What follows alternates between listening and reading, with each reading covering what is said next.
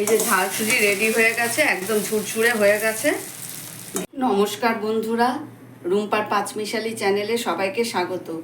আমি আজকে ব্রেকফাস্টে নোনতা সুজি বানাবো। এই নোনতা সুজিটার রেসিপিটা আজকে আমি আপনাদের সঙ্গে শেয়ার করছি। ভিডিওটা শুরু থেকে শেষ অবধি দেখার জন্য সবার কাছে অনুরোধ রইল।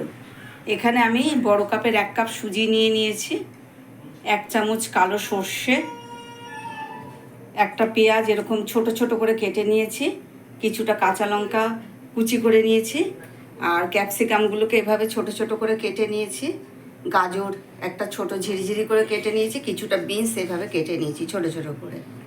এখানে কিছুটা কারি পাতা নিয়েছি আর কিছুটা ভাজা বাদাম নিয়েছি। আর এখানে প্রায় 1 ইঞ্চির মতন আদা একদম ছোট ছোট ঝিরিঝিরি করে কেটে নিয়েছি, এইভাবে লম্বা লম্বা ঝিরিঝিরি কেটে নিয়েছি। গ্যাস অন করে কড়াই বসিয়ে দিয়েছি। প্রথমে আমি সুজিটাকে একটু ভালো করে ভেজে নেব। সুজিটা দিয়ে দিচ্ছি।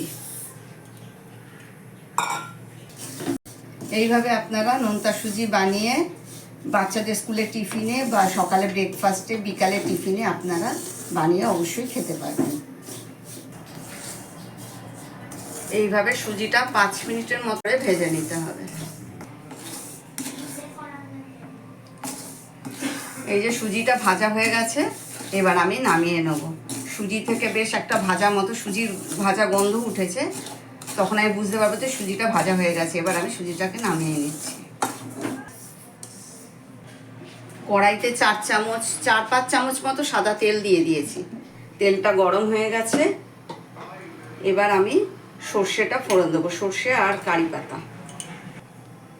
1 চামচ কালো সর্ষে ফোড়ন দিয়ে দিচ্ছি, এর সাথে কারি পাতাটা দিয়ে দিচ্ছি। কুচনো পেঁয়াজটা ছেড়ে দিচ্ছি,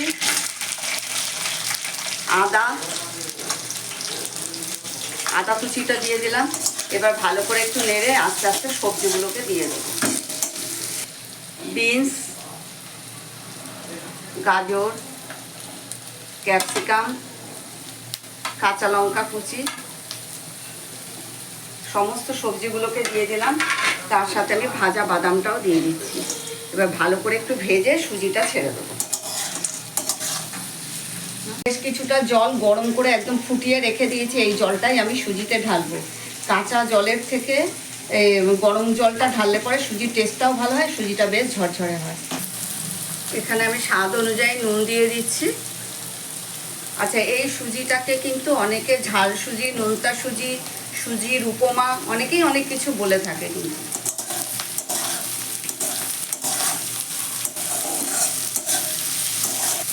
সবজিগুলো ভাজা হয়ে গেছে।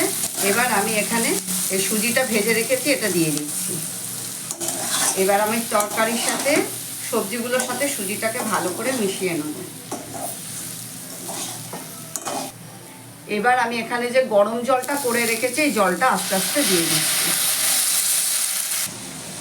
এখানে আমি 1.5 চামচ চিনি নিয়েছি, চিনিটা দিয়ে দিচ্ছি। মিষ্টি আপনারা দিতে চাইলে পছন্দ করলে দেবেন, নাহলে মিষ্টিটা বাদ দিয়ে দেবেন। এবার আমি আস্তে আস্তে ভালো করে জলটা শুকিয়ে নেব, সুজিটা একদম ঝুরঝুরে হয়ে যাবে। এই যে ঝাল সুজি রেডি হয়ে গেছে, একদম ঝুরঝুরে হয়ে গেছে।